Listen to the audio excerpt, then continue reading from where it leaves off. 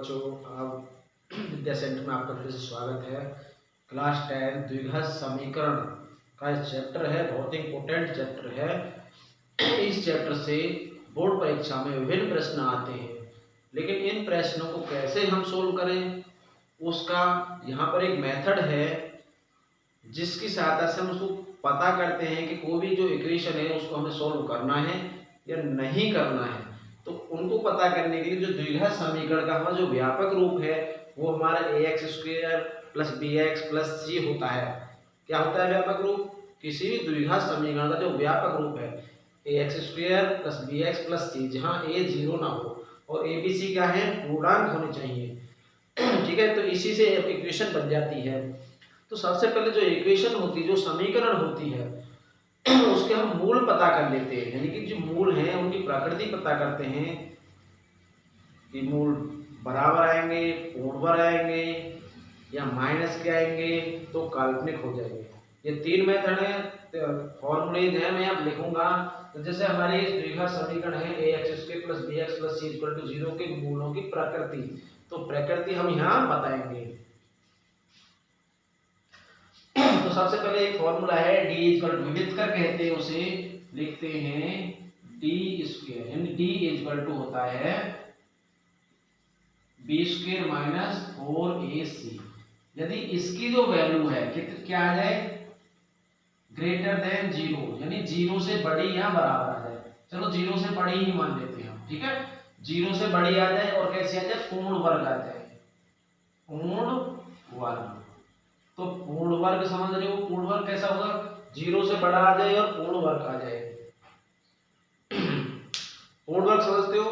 पूर्ण वर्ग वो संख्या होती है जो वर्गमूल से बाहर आ जाती है, जैसे 4 है, 9 है, 16, 25।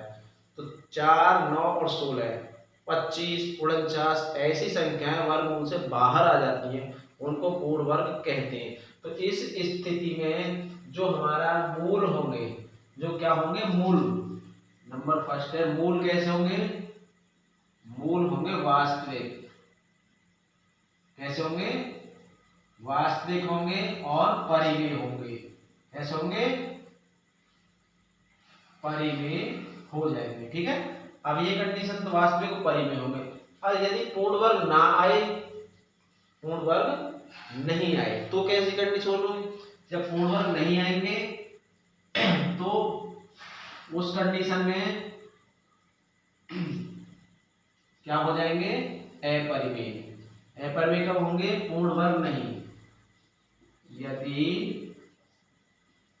पूर्ण वर्ग न हो, यदि पूर्ण वर्ग न हो ये, ठीक है ना, तो कैसे होंगे, वास्तविक होंगे और अपरिमेय, अपरिमेय आएंगे, ठीक है ना। ये यार लर्न करना है, d में थोड़ी सी वैल्यू 0 से बड़ी आए, पूर्ण वर्ग आए तो मूल वास्तविक और परिमेय होंगे, और पूर्ण वर्ग नहीं आए तो कैसे होंगे, वास्तविक और अपरिमेय, यानी कि ऋण से बाहर उन्हें हम नहीं निकाल सकते हैं, ठीक है। नंबर दूसरी कंडीशन में यदि d की वैल्यू यानी b² - 4ac जो है 0 के बराबर आ जाए, क्या आ जाए, 0 के बराबर आ जाए, तो इस कंडीशन में हमेशा क्या होंगे, तो 0 के बराबर तो पूर्ण वर्ग ही रहेगा, ठीक है। तो इस कंडीशन में वास्तविक रहेंगे, और जब वास्तविक रहेंगे तो समान भी होंगे। समान मतलब दोनों ही मूल बराबर आएंगे।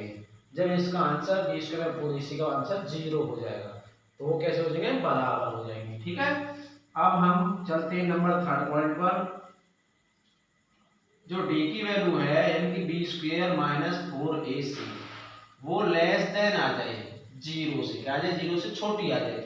0 से छोटा कौन सा नंबर होता है, कौन सा नंबर होता है 0 से छोटा, 0 से छोटे होते हैं -1, -2, -3, -4 डॉट डॉट डॉट इंफिनिटी तक चले जाओ, नेगेटिव नंबर सब 0 से छोटे होते हैं, ठीक है। अगर ऐसा नंबर आता है तो वो 0 से छोटा कहलाया जाएगा, तो 0 से छोटा कहलाया जाएगा तो कैसे होंगे, काल्पनिक हो जाएंगे।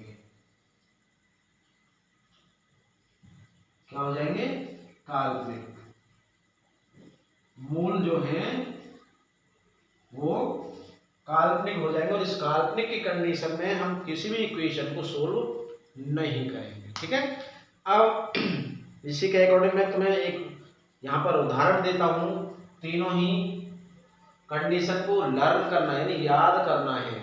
जब तीनों याद हो जाएंगी तो तुम क्वेश्चन को आराम से निकाल सकते हो। ठीक है, किसी भी द्विघात समीकरण को करने से पहले, सोल्व करने से पहले हम उनके मूलों की प्रकृति ज्ञात करनी होती है। यदि मूलों की प्रकृति ज्ञात हो जाएगी तो आप क्वेश्चन भी आराम से कर दोगे। किसी भी मेथड से करना हो, चाहे गुणनखंड विधि से करना हो या द्विघाती समीकरण से करना हो या पूर्ण वर्ग बना के करना हो। ठीक है, अब मैं एक एग्जांपल देता हूं। यहां पर देखो, समीकरण है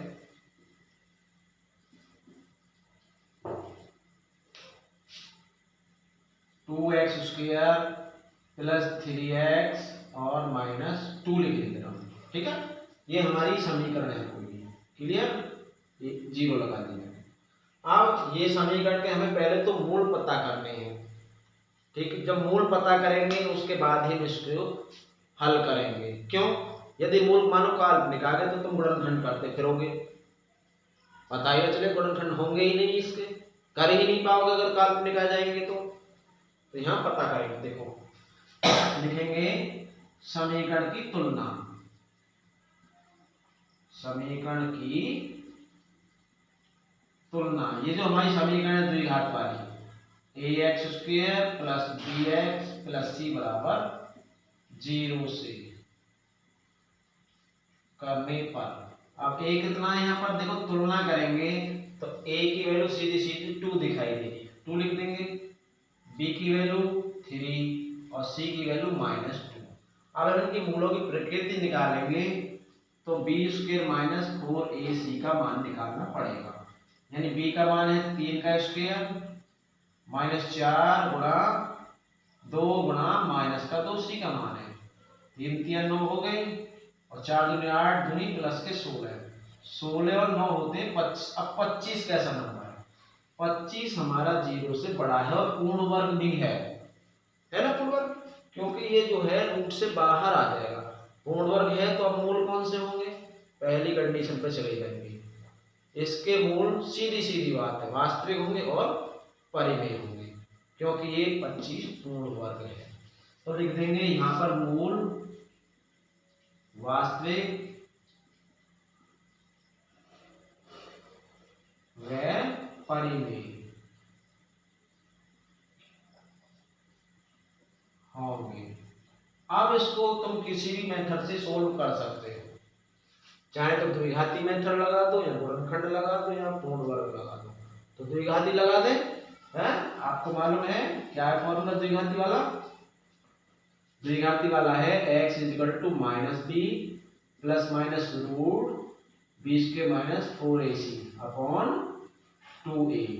अब इनमें मान लगा देंगे, -bp का मान है हमारे पास 3, ठीक है, ब्रैकेट प्लस माइनस रूट, और इसका मान हमने अभी निकाला है 25 है। यहाँ पर दोबारा वैल्यू लगाने की जरूरत नहीं है इसमें, तो सीधा निकला है यहाँ पर 25 है और 2 गुणा a का मान है 2, तो x बराबर -3 प्लस 25 का रूट होता है 5/4, तो -3, ये दो चिन्ह है हमारे पास, दोनों को एक बार प्लस का 5 ले लेंगे, एक बार माइनस का 5 ले लेंगे, तो +5/4 कॉमन लगा देंगे, -3 -5/4। अब यहाँ देखेंगे, यहाँ तो 2/4 आएगा और कॉमन -8/4 आएगा। इनको हम काट दें तो a 1/2 और ये -2, हमारे ये दो मूल यहाँ पर निकल कर आएंगे। गुणनखंड विधि से करेंगे तो भी यही मूल निकल के आएंगे। वीडियो को लाइक कर दें, ऐसी वीडियो क्लास 10 की आपको प्लेलिस्ट में मिल जाएंगी। ठीक है, ओके।